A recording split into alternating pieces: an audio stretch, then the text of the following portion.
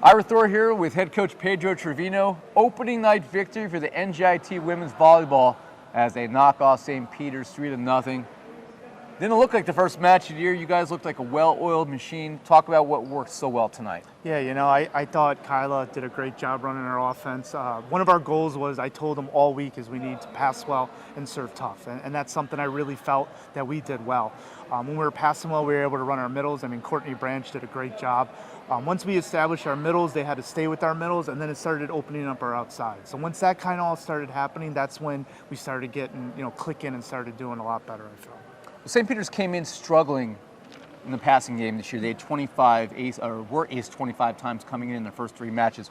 You guys exploited them tonight for 9 aces, 3 different players in double figures with multiple aces with Lannert, Getz Morales, and Ellie Torres all getting involved.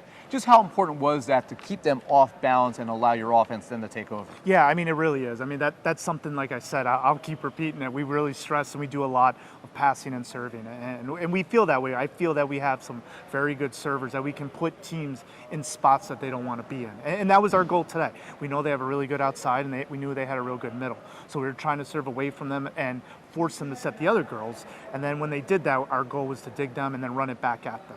And that worked well tonight because other than Alanis Alvarado, nobody on that side really hurt you tonight.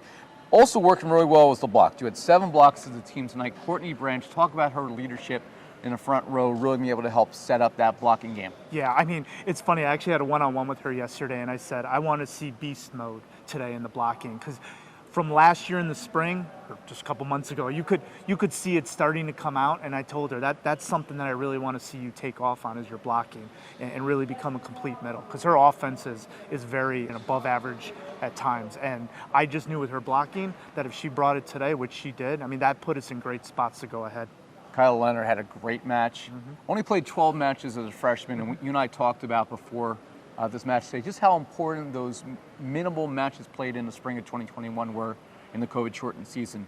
He already looks like a very polished collegiate player. Can you just talk about how important those matches, I know it was a shortened season, a lot of disappointment around that, but just how important those matches were to be played for your young players in the future of this program? Oh, it was huge. I mean, anytime you get a franchise future setter as a freshman, and she can go out and play matches, and that, I think that helped her confidence, where today wasn't, she's more of a veteran than a rookie, and it showed. I mean, there were times where we gave up 2-3 in a row, and I didn't even have to say anything to her. She knew who to set, she knew how to side out, and to me that's big. Like that, when as a coach you can sit there and you know that you and your setter are on the same page, it just makes my job so much easier. I mean, we're very lucky to have her, and I think the future is bright, especially with her running our offense. Speaking about bright futures, you had 2 freshmen in the lineup tonight, but you look at the numbers for Cammie Augustine, who was terrific tonight.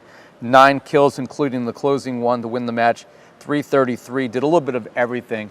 Just talk about her debut and how important she is to the future of this program. Yeah, I mean, she's another one. I mean, that's something that we kind of didn't have last year, out of system attacking and termination, and that's something that she did today, which really helped us. I mean, there were times where I call them like chaos plays, where everything's going all over the place, and she seemed calm, and when she got a set, she went up and she just swung away, which I think is big. Now, she didn't get kills on every of them, but she kept doing it and she didn't give up. And when you do that, then you can get into rhythm when our offense is clicking.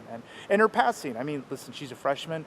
After a while, St. Peter's was kind of going after her a little bit, and I told her in between game 2 and 3, they're going after you. For sure. So be ready for the challenge and step up and get some good passes. And finally, how important was it to have a victory tonight going into a tournament this weekend, your first one of the season on the road in Delaware? Yeah, it's huge. I mean, starting off 1-0 is always a great feeling, especially in the past years where we haven't. One of the things I did tell them in the huddle is, be excited. Tomorrow, we're 0-0. Like, we have to start fresh. And like I said, I'm very happy for these girls, because we were down, and in the past we wouldn't come back from those games, and we did. So I said, be excited, but we still have a lot to work on. And they know that. That was a great thing. Like, they all looked at me and they knew that we haven't played our best game. And that's good. You don't want to play it at the beginning. So hopefully we gradually just keep getting better, and then when we start conference play, we're ready to go. Well, they may not have played their best game, but they start the season with the W. A 3-0 win over St. Peter's, thanks to head coach Pedro Trevino joining us victorious tonight here in Newark.